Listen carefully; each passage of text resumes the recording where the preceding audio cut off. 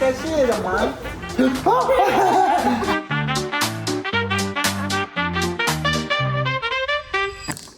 Hi అందరూ ఎలా ఉన్నారు? తీసుకెళ్ళి ఉప్పు వెల్కమ్ టు మై ఛానల్. వరకలా ఒకటి ఈ గెస్ట్ కూడా వేస్తలేం కదా.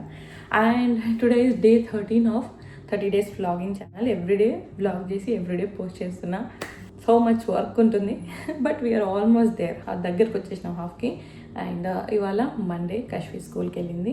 ఇవాళ మీరందరూ కూడా వినే ఉంటారు, ఆరుద్ర నక్షత్రం, సోమవారం, మాస శివరాత్రి. ఈ శివరాత్రి రోజు పూజ చేస్తే 100 శివరాత్రులకు ఉన్న పవర్ ఉంటుంది అని చెప్పేసి వీడియోలు చూసి ఉంటారు.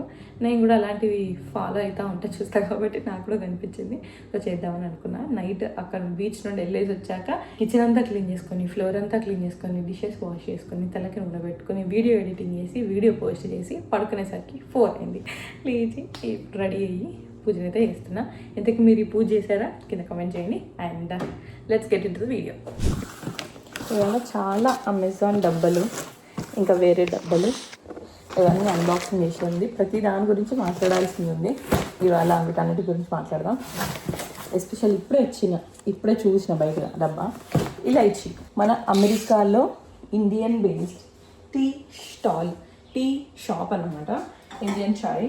అది మన ఇండియన్ రెస్టారెంట్స్కి వెళ్తే లేకపోతే మనం చేస్తాం, కానీ ఇది ఇక్కడ పుట్టి పెరిగిన పిల్లలు వాళ్ళు మన టీ మీద ఉన్న ఆ ఇంట్రెస్ట్తోని టీ బేస్డ్ ఇప్పుడు స్టార్ బక్స్ లాగా కెఫే పెట్టారు అన్నమాట. ఆ బ్రాండ్ వాళ్ళు పంపించారు. నాకు అంటే మంచిగా అనిపించింది. చాయ్ లాటే మన స్టార్ బక్స్లో దొరికే that's not at all our taste. మన యాక్చువల్ ఇండియన్ టేస్ట్ ఎట్లుంటుంది అన్నది ప్రపంచానికి వెళ్ళడానికి. ఎందుకంటే మనము అలాంటి షాప్లో పెడితే ఇండియన్ రెస్టారెంట్లోకి వచ్చి వాళ్ళు కొనుక్కొని దాన్ని ట్రై చేస్తారా? కెఫే లాంటి స్టైల్లో చేస్తేనే వాళ్ళకి ఎక్కుతుంది. సో అందుకని వాళ్ళు చేస్తే బాగా అనిపించింది అన్నమాట.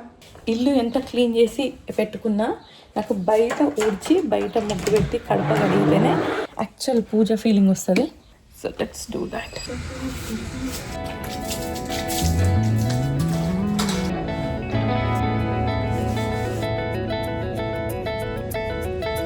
సమ్టైమ్స్ లైఫ్ మనకు బిగ్ లెసన్స్ నేర్పిస్తుంది కదా. అట్లా మా లైఫ్లో, మా పేరెంట్స్ లైఫ్లో ఎస్పెషల్గా ఒక ఇన్సిడెంట్ జరిగిందనమాట. లిటరల్గా మన అనుకొని మనం ఎంత చేస్తాం కదా, పాపం పోనీ అని పాలు పోసిన పామే అన్నట్టు మా ఫ్యామిలీలోనే ఒకరికి మా మమ్మీ డాడీ నాకు తెలిసినప్పటి నుండి అలా చేసుకుంటూనే వస్తున్నారు. అంటిల్ రీసెంట్గా కూడా మన అనుకొని మస్తు చేసారు, బట్ తిరిగి వాళ్ళే ఒకటి మా మీద పెట్టిరు అన్నమాట, మా పేరెంట్స్ మీద. అసలు ఊరందరికీ తెలుసు అసలు వాళ్ళు ఏం మాట్లాడుతున్నారు, వాళ్ళు అర్థం ఉందా అని. బట్ వాళ్ళకి ఏంటంటే ఓకే ఇంటికి ఎత్తే కొండెత్తే మంచిదే కదా వేద్దాం. ఊరందరూ తెలిసిన వాళ్ళు, పెద్ద మనుషులు, ఇక అందరూ కలిసి నువ్వు అసలు అట్లా మాట్లాడద్దా, అట్లా మాట్లాడదు కదా, వాళ్ళు ఒకటి వేయాలని ట్రై చేసారు.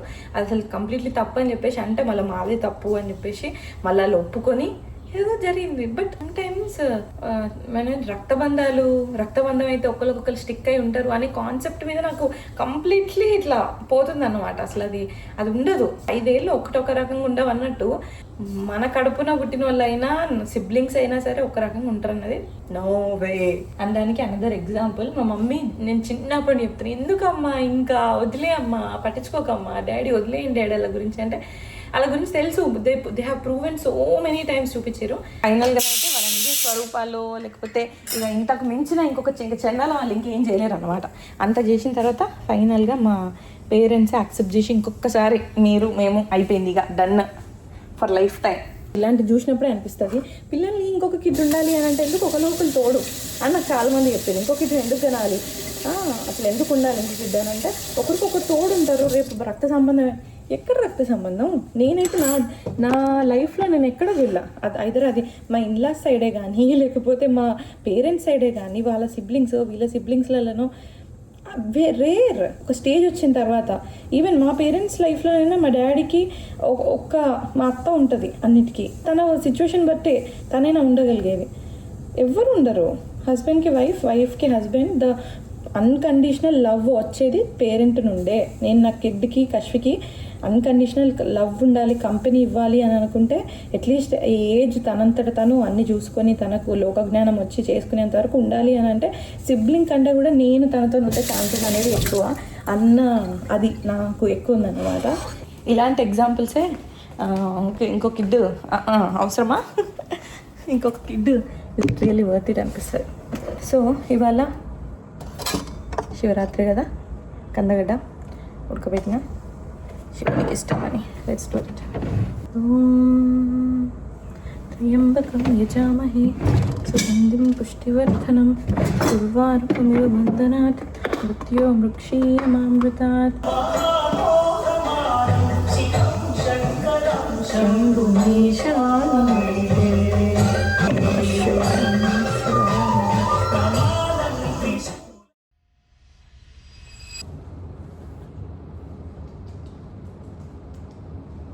నేను ఒక రిస్క్ తీసుకుంటున్నా. కశ్వ ఏంటో తెలుసా రిస్క్? ఈమెకు ఆయిల్ పెట్టడం రిస్క్ ఎట్లా అవుతుంది? ఆయిల్ పెట్టడం రిస్క్ కాదు యాక్చువల్గా, ఆయిల్ రిస్క్. కశ్వకి అంటే పర్పస్ఫుల్లీ కాదు, ఫ్లోలో నా కొబ్బరి నూనె తీసుకొచ్చి ఫస్ట్ తలకి ఇట్లా పెట్టేసిన. ఓకే, ఈమెకు కొబ్బరి నూనె పెడతలేను కదా, అట్లా మర్చిపోయినా. ఈవెన్ నిన్న నేను ఇవాళ తలస్నానం చేస్తున్నా ఈ పూజ కోసం అని, రాత్రి నేను నూనె పెట్టుకుంటే పక్క రూమ్లో అనుకున్నా, మరి అట్లాంటి తలకాయ కలర్ తెచ్చిపెట్టిన. Then I'm like let's do it, because mostly ఇది అవ్వకపోయి ఉండొచ్చు. ఎందుకనంటే కంటిన్యూగా పెట్టింది సడన్గా ఎందుకు వర్కౌట్ అవ్వకుండా ఉంటుంది. ఒక నిజం మళ్ళీ మీకు సరిదైంది అనుకో తెలిసి వస్తుంది. ఓకే ఇట్లానా పెడతా. ఫస్ట్ మసాజ్ చేయండి. డింగు డింగు డింగు డింగు డింగు డింగు డింగు డింగు డింగు డింగు డింగు డింగు డింగు డింగు డింగు. కశ్వి మసాజ్ ఎందుకు చేసుకోవాలి? దేనికోసం? సరే లాంగ్ హెయిర్ కావాలి అంటే ఏం చేయాలి? ఏం పెట్టుకోవాలి తలకి? ఆయిల్ పెట్టుకొని ఏం చేసుకోవాలి? మసాజ్ చేసుకోవాలి. తల గట్టిగా పెట్టి తల. కోంబింగ్ కూడా వెరీ గుడ్ మసాజ్. ఇలా కలకాశోమ ఎస్పెషల్లీ కింద నుండి మీదికి. పాపం బిడ్డకి ఎక్సిమా వల్ల చాలా జుట్టు ఊసిపోయింది. పుట్టినప్పుడు బాగా ఒత్తుగేం రాలేదు కానీ పర్లేదు ఉంటుండే, కళ్ళు మొత్తం ఊసిపోయింది. మళ్ళీ అది పెరిగే టైంకి గుండు చేయించిన, మళ్ళీ గుండు పెరిగి మళ్ళీ జుట్టు వచ్చేసరికి మళ్ళీ హెయిర్ కట్ చేయించిన. ఆ హెయిర్ కట్ మళ్ళీ ఇంకా చిన్నగా అయిపోయింది, ఇంకా చిన్న హెయిర్ కట్ అయింది.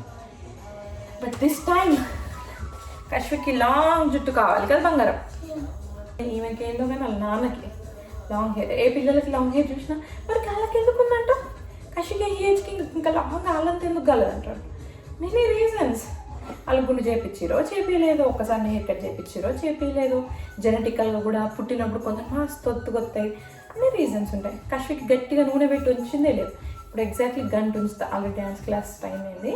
సో డ్యాన్స్ క్లాస్ నుండి రాగానే స్నానం చేయించేస్తాం. So there are many reasons ఎందుకు ఇది ఇట్లా లేదు అని.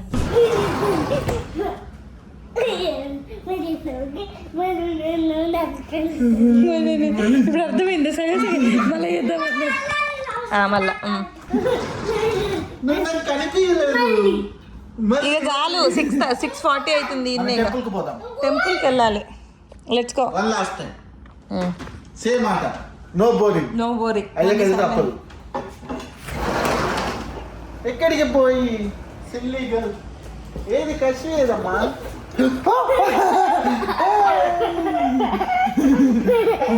అమ్మ చూసే పేమెంట్ ఏం జరిగింది? నాతో చేస్తావా?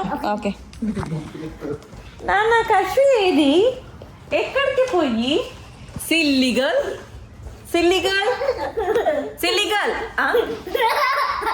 ఎక్కడికి పోయి? ఫస్ట్ టైం ఆడిందే మళ్ళీ అసలు ఆడని ఆట. ప్రతిసారి అదే లెవెల్ నవ్వుతుంది మళ్ళీ దానికి.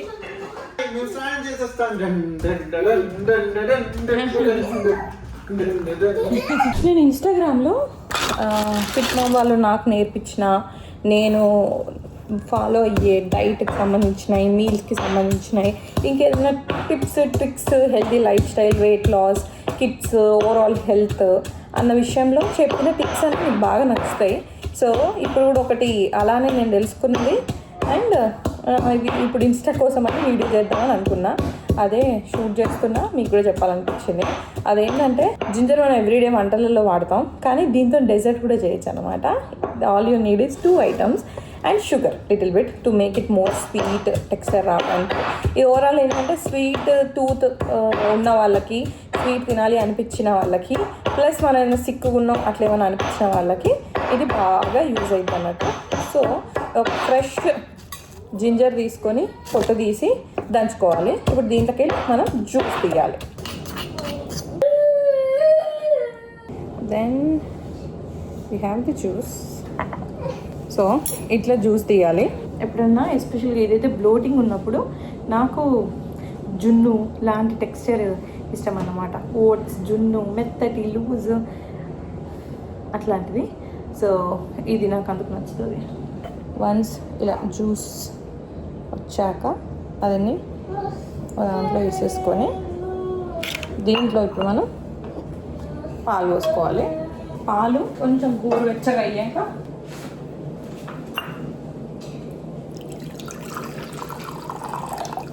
రీల్ చేసి చేయడం కాబట్టి ఎగ్జాక్ట్గా చెప్పలేకపోయినా మీకు, కానీ అల్లం జ్యూస్ తీసుకొని ఆ గిన్నెలు వేసుకొని దాంట్లో పాలు గోరువెచ్చగా చిన్న చిన్న బబుల్స్ వస్తున్నాగా ఆపేసి దాన్ని ఇందులో పెట్టుకొని 10 నిమిషాలు పక్కన పెట్టుకోవాలి. స్వీట్ కోసం కొద్దిగా షుగర్ వేసుకోవాలి.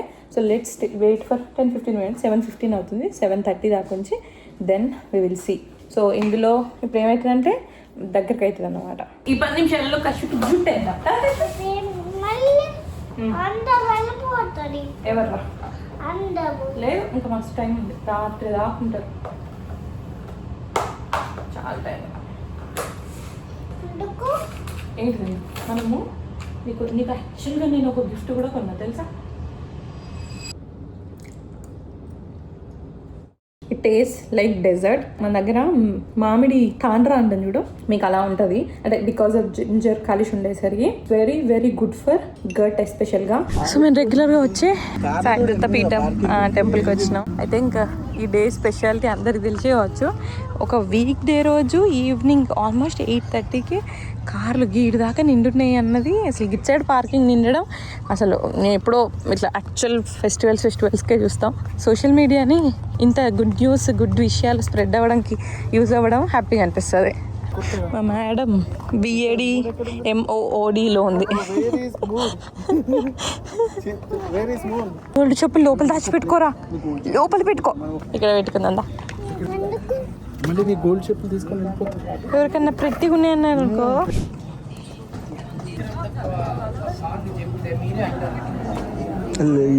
Let's go.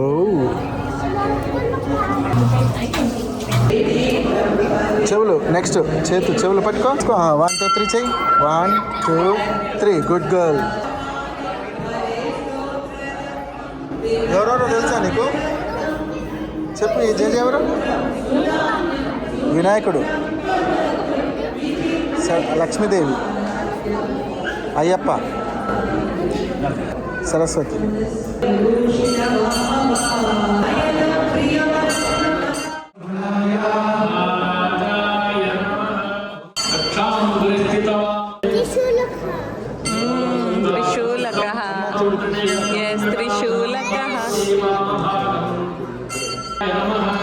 దివ్యలింగాయ నమః. ఓం కావాలింగాయ నమః. హర హర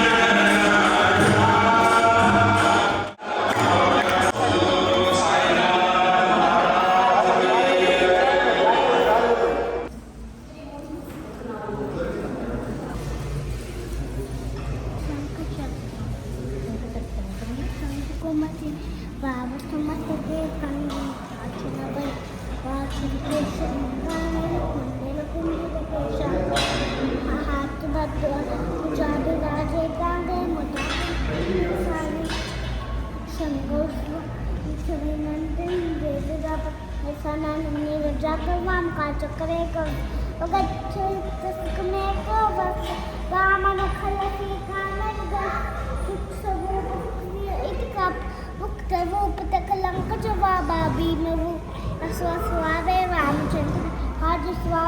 speciality of this temple is ఎప్పుడు వచ్చినా ఇక్కడ ఇట్లా భోజనం పెడతారు. ఆల్వేస్ ఉంటుంది అన్నమాట. అండ్ టేస్ట్ కూడా నేను ఇప్పుడే అంటున్నాను అనమాట, ఇది ఎంత బాగుంది, ఇంట్లో వేసుకుంటే ఇట్లా వస్తుందా. గుడి ప్రసాదం ఈ టైం దాకా ఉండడంలో